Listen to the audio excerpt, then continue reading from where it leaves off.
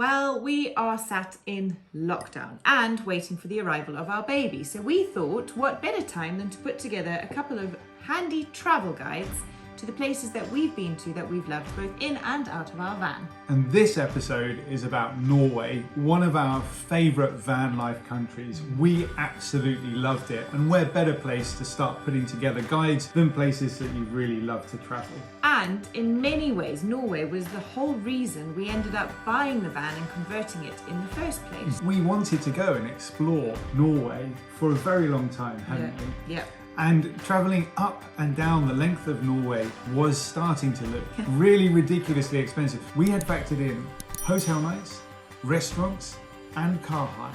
And all of that put together, it kind of came out towards around about £3,000 for a 2-week trip. And we knew we wanted to have so much more than 2 weeks there. We didn't want to be limited by budget or time or destination or anything like that. We wanted to go everywhere and spend weeks in the country, which is exactly what we ended up doing. So we bought a Toyota Hiace and we drove it over to Norway. Yeah. But first, we headed south because we were also really conscious that with our little van and the way we had designed it, which was designed for being outside as much as possible, that we needed good weather, particularly for our first few weeks of fun.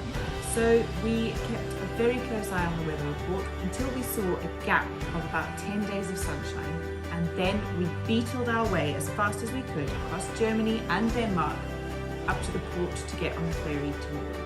And it was so exciting. We were thrilled to be finally going to Norway. We took the ferry from northern Denmark across to Kristiansand in southern Norway, and that was when the adventures began, basically.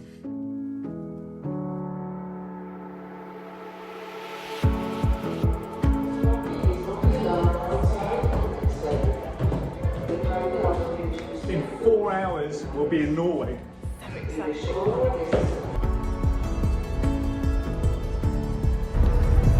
It's our first Scandinavian sunset, my dear. It's a good one, isn't it? That ferry cost us £174. It took about 4 hours, and we departed from Fjords. It worked really, really well, and it got us into the right place in southern Norway to start our journey, which ended up being almost the entire length of the country. We went all the way up to Finland via some of the most iconic points that Norway has to offer. This is our travel guide to Norway. Do stick around to the end when we will reveal some of our best tips and tricks for enjoying life in a van in Norway. Turns out it wasn't always as easy as we thought, but there's also some hidden little secrets, ways to save some money on things like tolls and ferries, ways to keep clean, do laundry, etc. that we wish we'd known before we went, and we hope that you will find useful. And that's without even mentioning the parking situation. Yeah. Hopefully this will prove really useful in your own planning if you're thinking of heading up to Scandinavia just as soon as we're all allowed out again. The first thing that we did when we got to Norway was head to a park for night, just in the middle of Kristiansand. It was about 2 kilometers away from the port. We arrived late at night, ready for sleep. We were pretty exhausted, weren't we? We were. And that first morning I remember being so magical. About 5 minutes from where we had parked the van for the night, and there was a beautiful, crystal clear little lake in the middle of a forest. With no one for company except a few ducks. I want to go back there right now. We had an early morning swim, and then we set off on one of the most beautiful road trips I think I've ever been on. Yeah, it was lovely. It truly was. Went to bed very late last night. And woke up late as well. It's about 8 o'clock in the morning now. And our first thing we're going to do in Norway is go for a swim with the ducks. Pretty cool.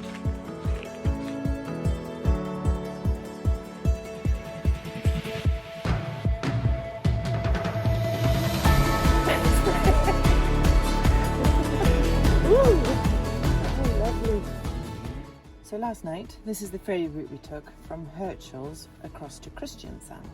We spent the night about 5 minutes away from the ferry terminal and just had a beautiful swim in a lake nearby. And this morning, we are going to start heading this way. And instead of taking the big highway up here, we are going to take this lovely coastal road along here, which is apparently one of southern Norway's most beautiful drives. We're then heading further north in the hopes of hiking to Pulpit Rock tomorrow.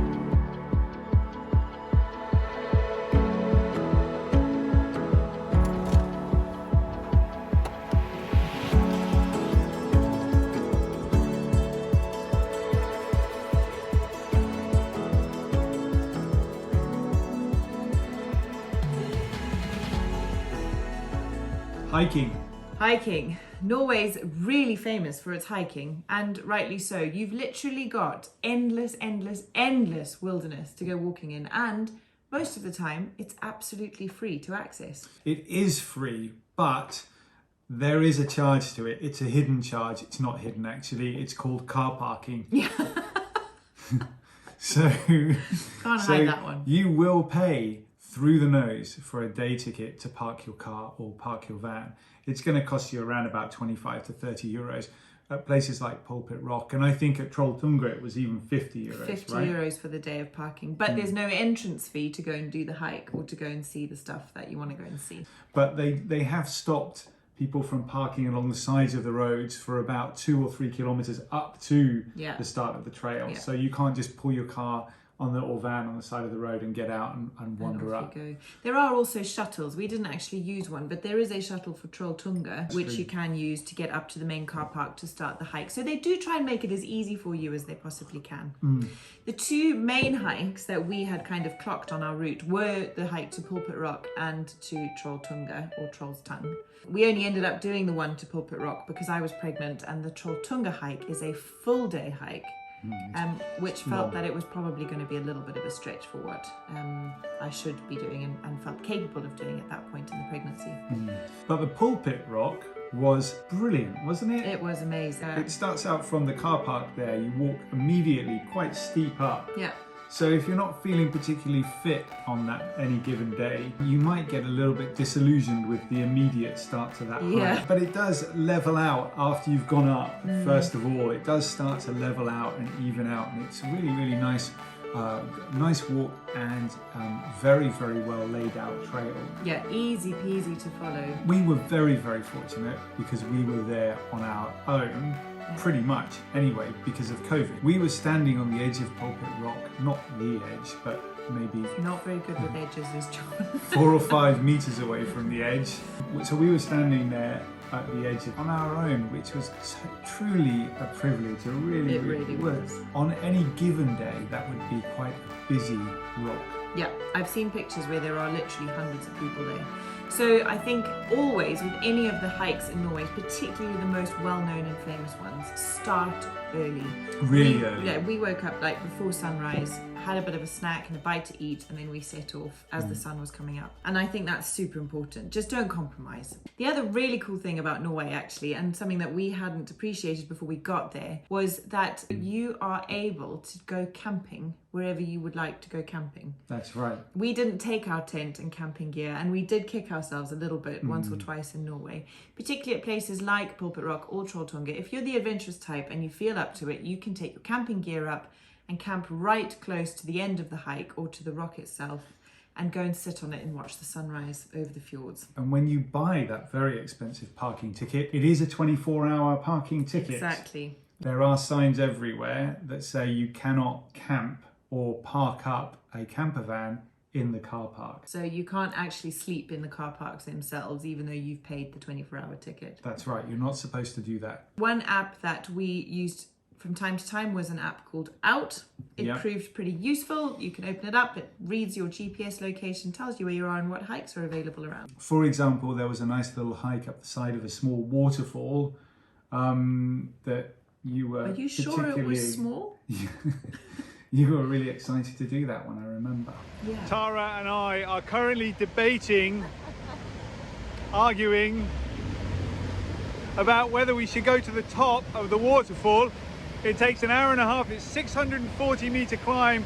I say we should go to the top.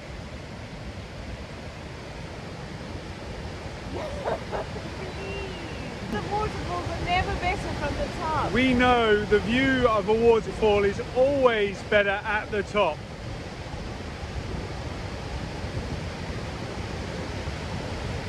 We should go to the top. I think we shouldn't. I think we should. No. Yes. Yes. Why not?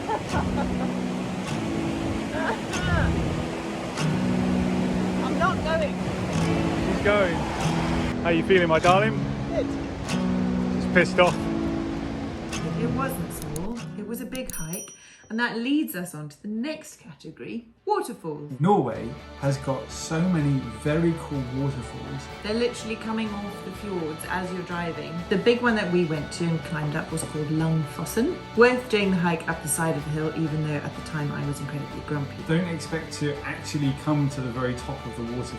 The hike takes you sort of away from it and then brings you slightly back towards it. Epic view of the fjords below. The other one we went to go and see was called Steinsdalfossen, which is the one that you can walk behind. Not as exciting. No. We had actually done a detour to get there as well, thinking that it sounded terribly exciting, but it really wasn't. I don't think I'd recommend that you take a trip out of your journey. No, there isn't really a hike there. You just park up in a car park and walk a couple of 100 meters. You can see it from the road again. Yeah. One of the really cool things that I didn't know about Norway before we got there was that there is a glacier year-round in the middle of the country where you can go and hike and ski any time of the year. Tara and I took a day trip and that cost us around about 75 euros each to go and hike on the glacier. We put on some crampons and headed up onto the glacier. The first part of that hike, like all hikes in Norway, was pretty gnarly. It was tough. Very steep. But then when we got to the top, it was very, very beautiful. In the advertising, there were pictures of these huge crevasses and that we'd be walking through these kind of crazy arches and wonderful ice caves. It wasn't quite like that, was it? No, it was a little bit more tame than we were expecting for sure.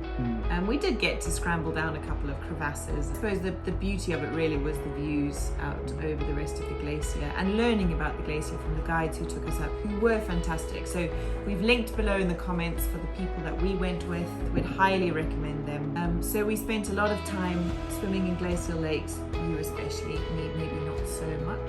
One of our favourite lakes that we spent time at was Lofoten, which was this iridescent blue lake of glacial water. And up from there was that valley we went walking in where there was just like, I think there was 3 or 4 glaciers hanging off the top of mountain tops as we walked along that valley. What a place. We have one glacier, bunch of waterfalls, 2 glaciers, huge mountain, bunch more waterfalls, and another glacier right there. Look at that. The most perfect example of a glacial valley I think you'll ever see. Lofoten is a place that I didn't know about before heading to Norway. I know that van lifers do often get stuck there because it's one of those places you arrive at, and if you can get yourself a nice park for night spot, and there are a few of them as you drive further along the lake coastal road, there are a few really great spots you probably won't want to leave. So fjords are everywhere. They are, and you get to experience them quite beautifully just from the side of the road as you're driving, or from the ferries as you cross from one side to the other. It's just a part of the adventure, and they become something that's always there. This is in the southern part of Norway anyway.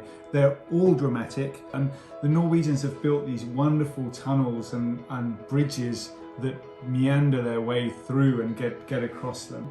I know the most famous fjord is Geiranger Fjord, and we were intending to head over there. We met that couple who had just come from there and had reported it being quite tricky for van lifers. We decided instead to continue our journey north to the Atlantic Coast Highway and started our journey north to Lofoten. More on the roads a little bit later. The Atlantic Highway, what did you think? Well, and I think we said this in the video at the time, it is pretty, and I think we also have to be fair and say we had on a bad day. The weather wasn't great, we couldn't really see very much. I don't know, if you got a good day and great weather, head over there. If you don't, then maybe stick inland, enjoy more of the fjords and mountains on that road that heads north towards the Lofoten Islands. I would concur, second that. With 17 hours of driving ahead of us, we took a slight detour towards the Atlantic Ocean Road. 8 kilometres, 7 bridges, and rated by the Guardian newspaper as one of the greatest roads in the world. It was great, but I think maybe the Guardian journalists slightly over-egged the accolades. Still, the detour was very welcome, and there is certainly magic there, acting almost as a serpentine gateway to a wonderfully ever-changing and dramatic road trip that followed. So our destination in the north for Norway, we didn't quite make it all the way up to Nordkapp, Our Next time. furthest north destination was the Lofoten Islands. When we set off from the last fjord stop that we had made, we had a 17-hour journey ahead of us to get to the ferry over to Lofoten. We were looking for things to do between the Atlantic Ocean Road and Bodo, where we took the ferry across to the Lofotens from. We put our foot down, didn't we? We did. We just went for it. The weather had turned, and so it was raining, so it wasn't mega nice to stop. We did stop off at the Arctic Circle Centre at the point where you cross over into the Arctic Circle itself. Yeah. What I loved about that journey, and John had kind of prepped me for it, was how the vegetation changes and how the ecosystems change as you start heading further north.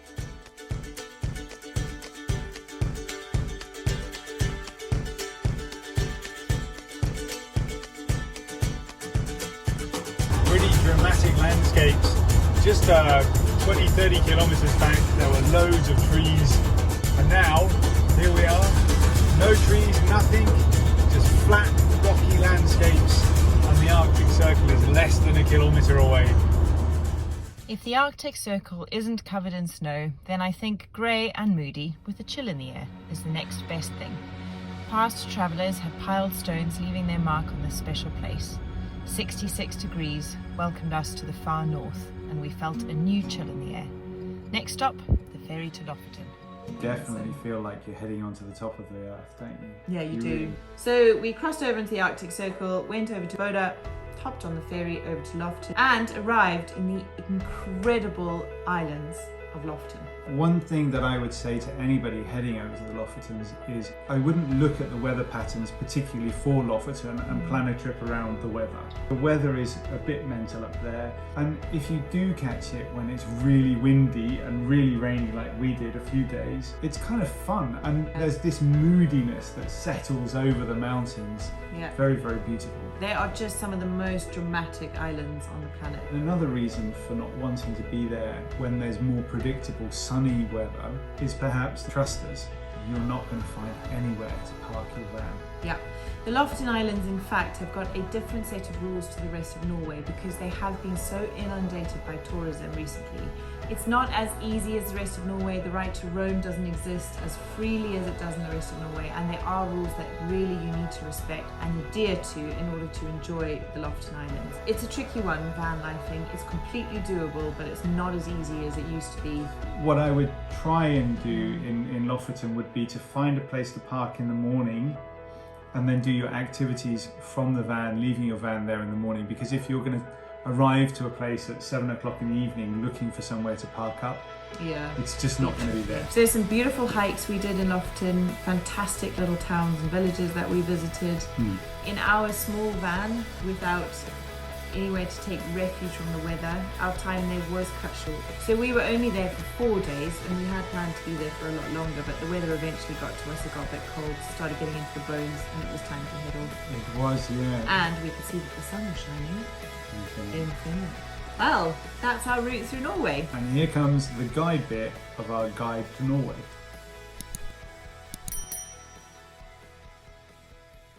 First things first, I would say make sure, if you can, that you do a giant food shop before you leave mainland Europe. Yeah, because it's really expensive. Second tip would be about parking. So we used the app Park for Night pretty much the entire way around Europe.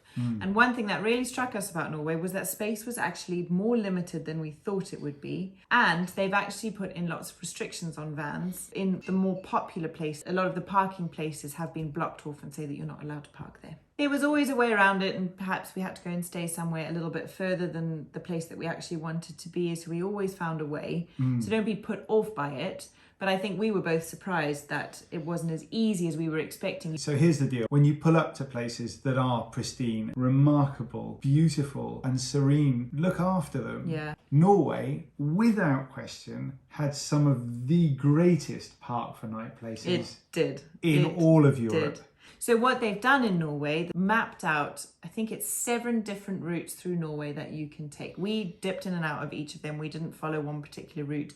But what they've done is invested hugely in those roads to make them easily drivable. But they've also created these incredible car parks along the way where there's beautiful, clean toilets. Some of them you have to pay for, but you just swipe your card genius. They're not big enough to be campsites, so you only end up with maybe 5 or 6 vans there on a full night. And they're super, super cool. They are. Absolutely pristine. 2 really important points there: roads and facilities. Here's a really great tip. There are showers in most tourism offices, Yes. in most towns Yeah. and small villages all over the country, as well as a laundry facility as well. We use those a lot. You do need Norwegian krona coins to be able to pay for hot water. You do. We never had those, so we had a couple of showers that genuinely gave me a headache. They were so cold. That's right, the water will still come on, but it's going to be cold water, Yeah. and really cold water.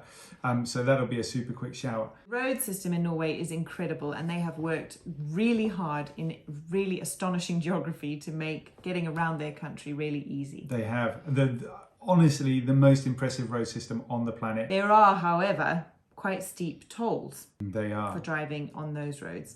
You need to register before you head up to Norway, and we've included the link below for where you do that. And as you drive through the toll gates, it logs and clocks where you've headed, and then you get charged automatically to your credit card. One other tip that we had heard of was a half-price ferry pass, which you can apply for and get delivered to you in the post. Some of the ferries charge you after you get home. It's not cheap to drive around Norway, but it wasn't as bad as I thought it was going to be. Yeah. Activities in Norway are myriad, from skydiving through to hiking, swimming in very, very cold lakes. You could even go up to Svalbard and hang out with a polar bear. I think our tip around that would be have a slush fund. So we set ourselves a daily budget, but we had a little bit of extra cash set aside, which was our slush fund, which we could dip into if we wanted to do something that cost a little bit more. EasyJet, I think, were doing flights from Tromsø up to Svalbard, weren't they? They were. It'd been £100 return trip as well. So if you're up in Tromsø, do have a look at getting on a flight up to Svalbard. It's been amazing. so it's 80 degrees north, and you can go up to Longyearbyen and hang around there and perhaps see a polar bear. Super cool place to go and check out. Or you could spend that £100 on a McDonald's. Yeah. This is the joy of Norway. And I think that pretty much wraps up our little travel guide to Norway. Thank you, Norway. We loved We did every love moment it. of it. Yeah. And we'll be back. We'll be back for sure. So we're going to work on a little short series, just a couple of these types of videos. We'd love to hear what you thought about it. Please do leave us some comments. Let us know if you're planning a trip to Norway, if you found this helpful, if there's anything more that you would like to know. We are always happy to help. Or if you've been to Norway already and we've missed something, leave us a comment just below. And please do remember, like, subscribe, and turn on those notifications. Thanks for watching. Thanks for watching. Very good.